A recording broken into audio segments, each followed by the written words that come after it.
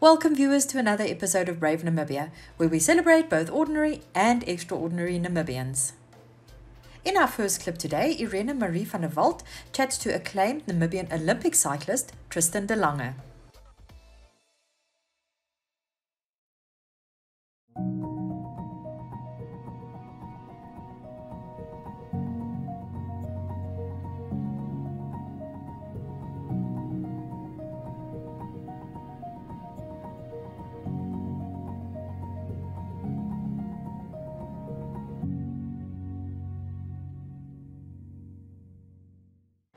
I'm Tristan de Lange, and I've been racing bikes for, well, since I can remember now.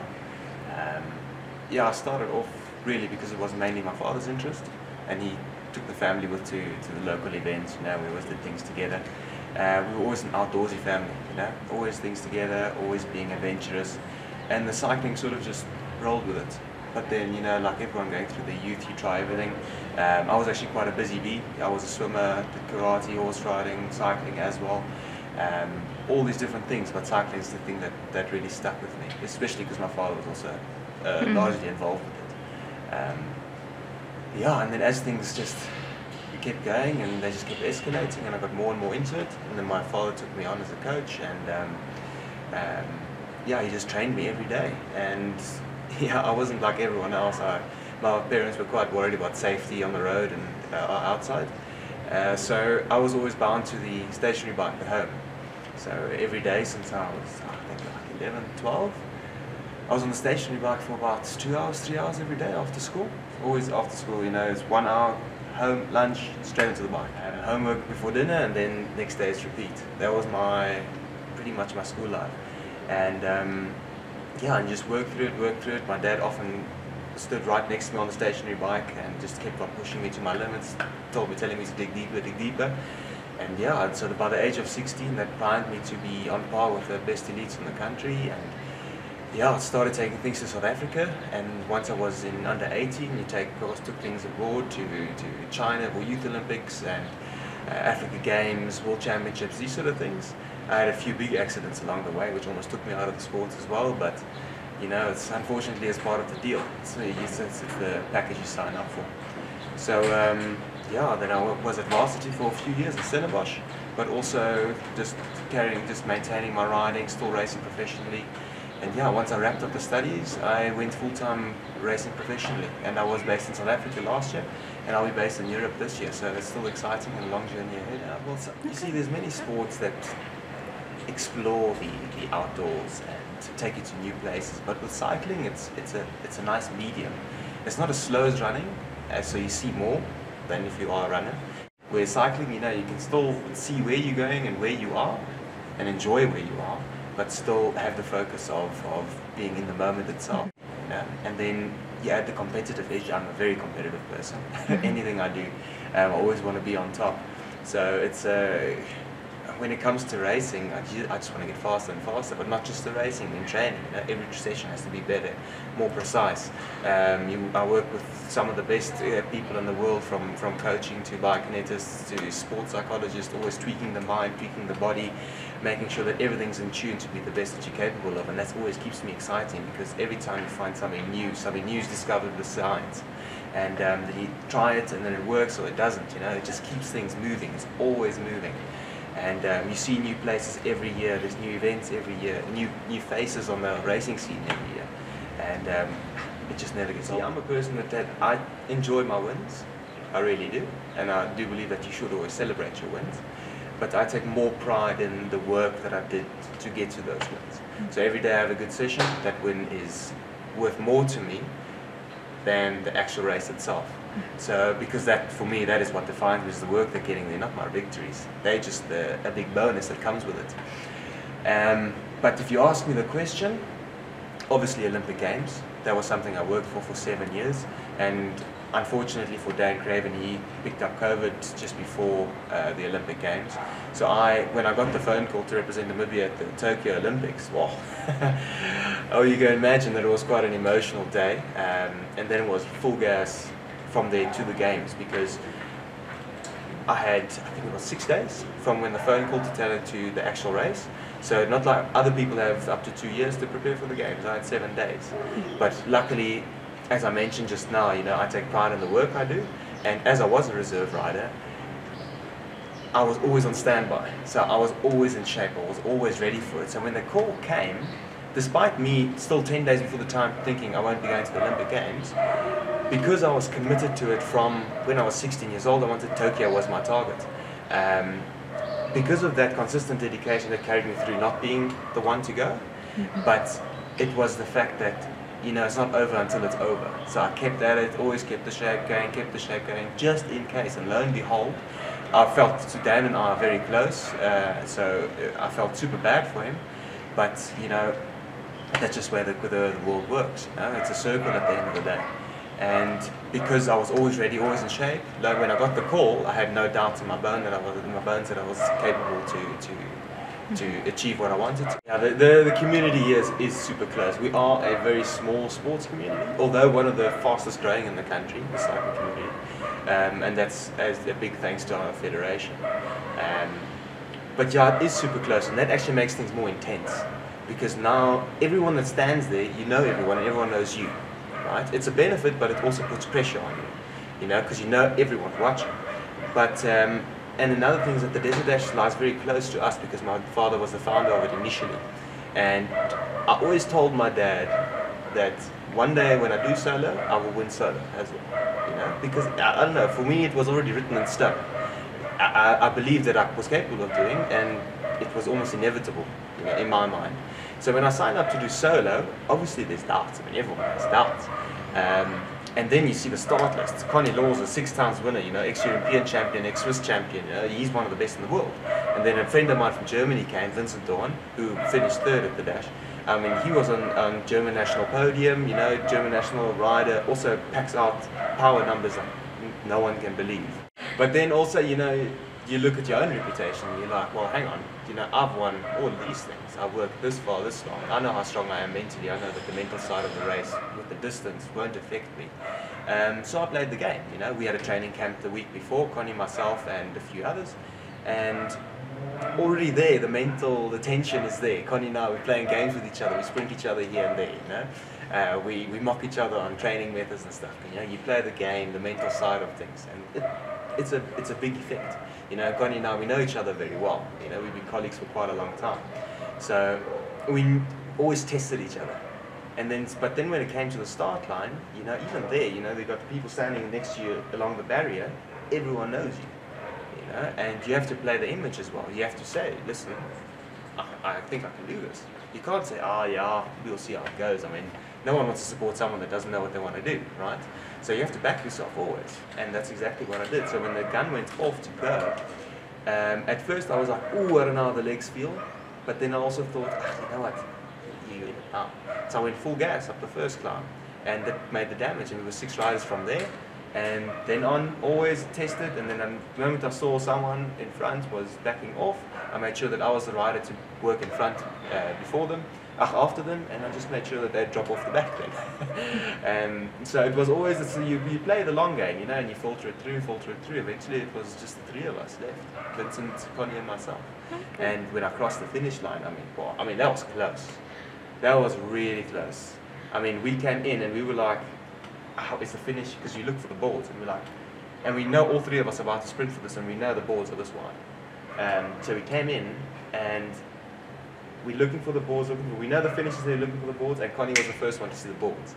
And I see him shoot off in the corner of my eye, and I thought, oh, no. So I went full gas, and he's going, and I actually think he thought he already had it because he was on the board. So what looked like to me, it looked like he sat down, he stopped sprinting, he sat down, whereas I kept on going. So on these narrow boards, somehow I managed to come past him.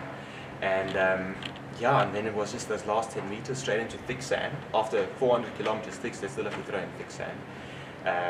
Thanks to the organisers for that one. But yeah, when you cross that finish line, you're absolutely finished. You've got nothing left in your body. You've used every form of reserve you have. And and it's super emotional, my mother did my support for me.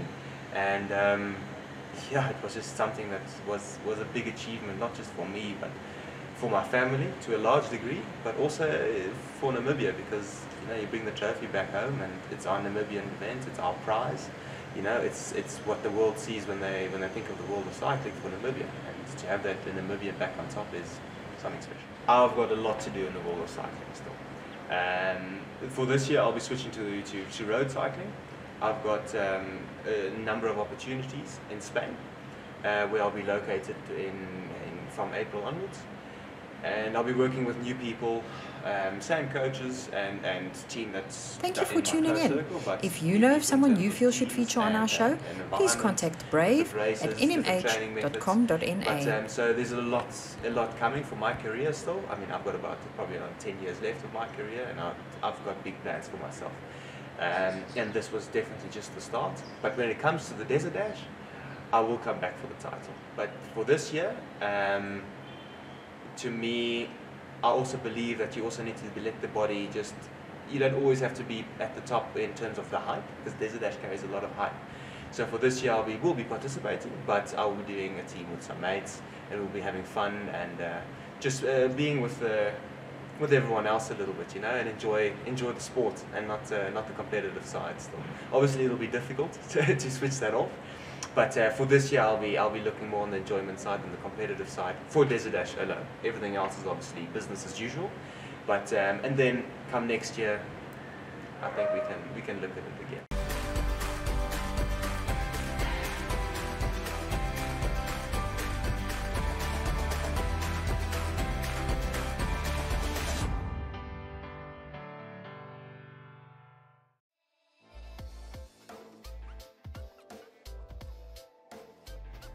Next, Jana-Mari Smith catches up with Guillermo Delgado and Phillip Lühl, who have seen the inside of a courtroom more than most Namibians, all because of their long-standing fight to be recognized as a family in Namibia, which does not recognize same-sex marriages. Namibian Phillip Lühl and husband Guillermo Delgado's long-standing battle to be recognized as a family in Namibia continues. On Monday last week, the Supreme Court handed down a judgment the couple has described as disappointing. The appeal was connected to Delgado's legal fight for domicile. The couple will be heading back to the Supreme Court at a date not yet specified to defend a landmark High Court win from last year in which they successfully sued for their son to be granted citizenship by descent. In early 2021, the couple were in court again as they fought tooth and nail against Home Affairs' decision to ban their newborn twin daughters from coming home. Yet despite their difficult and lengthy fight in and out of court to be recognized as a family in Namibia, they say they draw strength not only from their own determination, but from many other sources. We talk a lot in this country about, freedom and liberation, right? And then there's this sort of idea that was achieved 30 years ago. And the reality is it hasn't been achieved yet for everybody, right? So the promise that of equality for all that is really the basis of our constitution has simply not materialized. Of course, in many ways, also socioeconomically and in so many other ways, but even legally, it has not materialized for everyone. And I think that's really where we believe that there is an issue to say, well, there was a promise made about this being a free and equal country. And we must, continue to work until that promise is being realized. And that's an ongoing process, a generational process that is not something that we can tick off, at some point and say okay, now we're done. So I think really, I see it as part of this process, not only locally, but obviously also globally, where I think the recognition of same-sex unions and families is really rather recent, right? Historically seen. So it is not just a Namibian issue; it's a global issue, and we just happen to find ourselves in this period of time where this is the fight that we have to fight. we draw from many sources of support. I think we are motivated, of course, by our very own family and friends, allies, and basically also even ordinary people in the street that come to us, basically identifying with our struggle. Basically, somebody that stands up fundamentally for injustice, and then secondarily for a specific kind of injustice, which is injustices against the LGBTQ people and families. So we see that as a sort of struggle that is not only ours, but it's also a struggle that is broader, and we think we can fight, and we will until we can't. But at the moment, it is just exhausting, but we just continue. What makes you want to stay in Namibia under these circumstances? I think we both have, of course, I am from here, but we found a lot of purpose in the things that we are doing here, and that is very much connected to the people that we interact with, at various levels.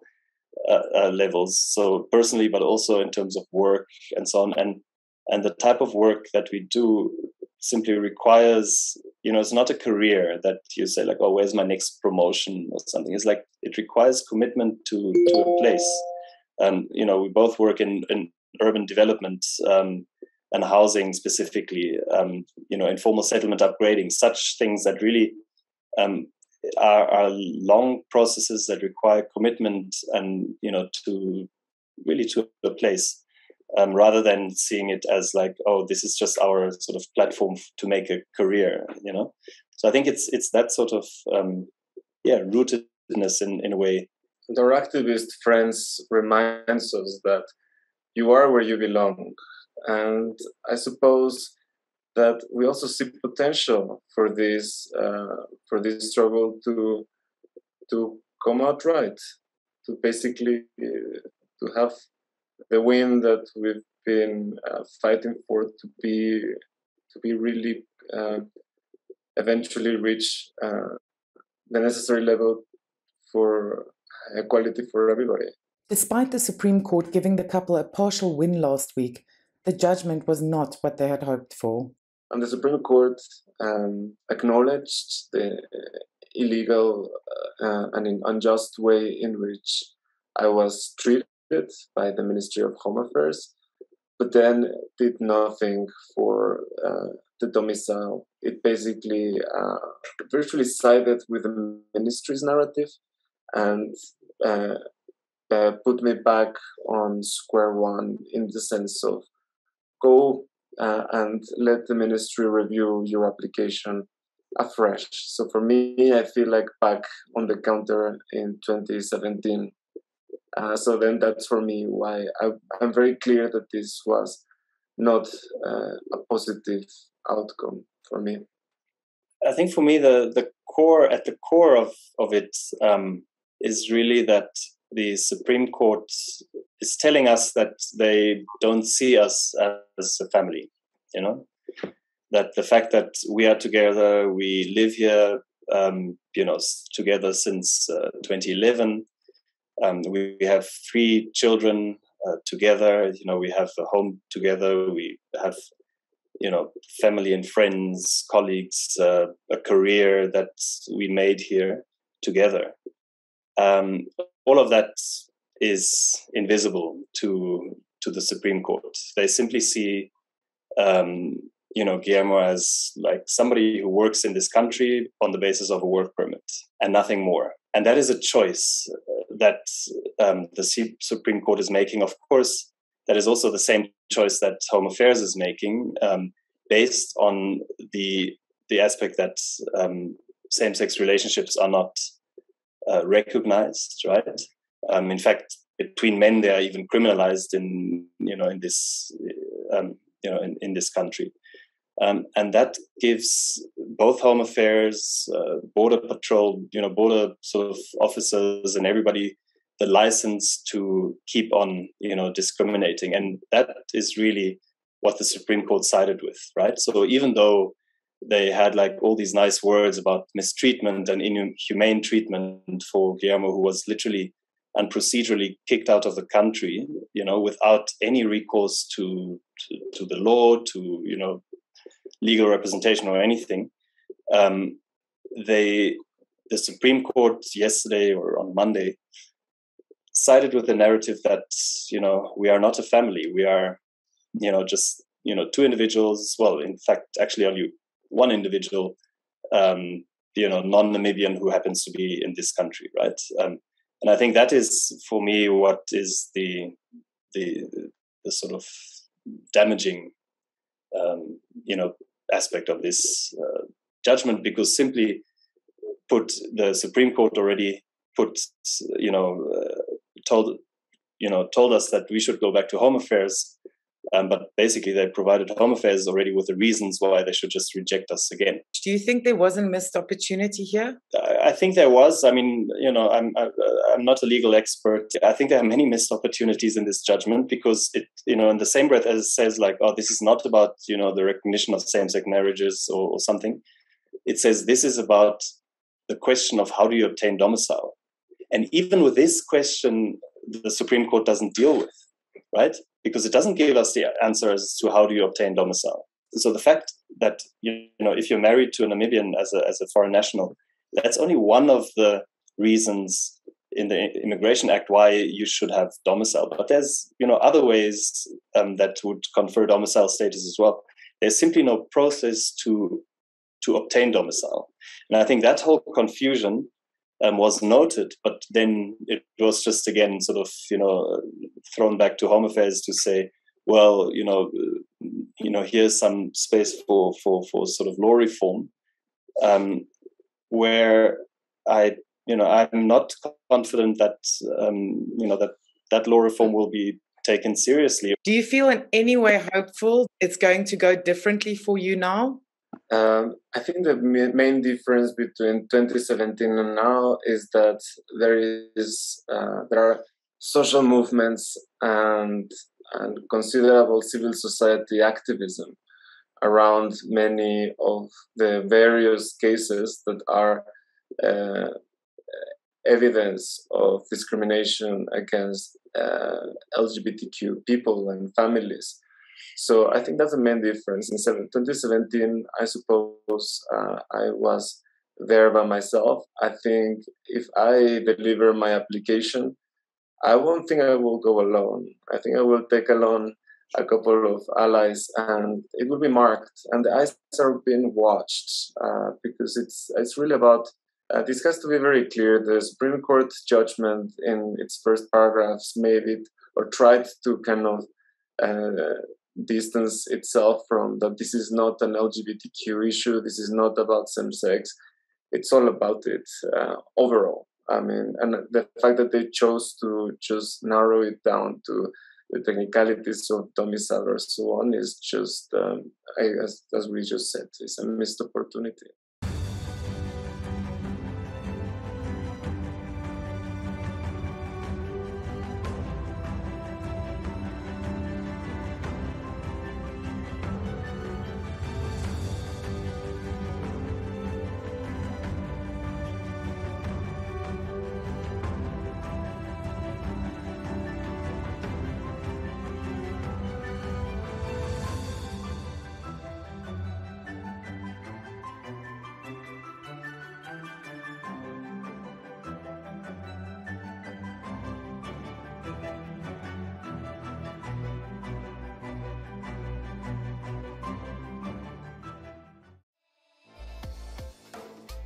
In. If you know of someone you feel should feature on our show, please contact Brave at nmh.com.na.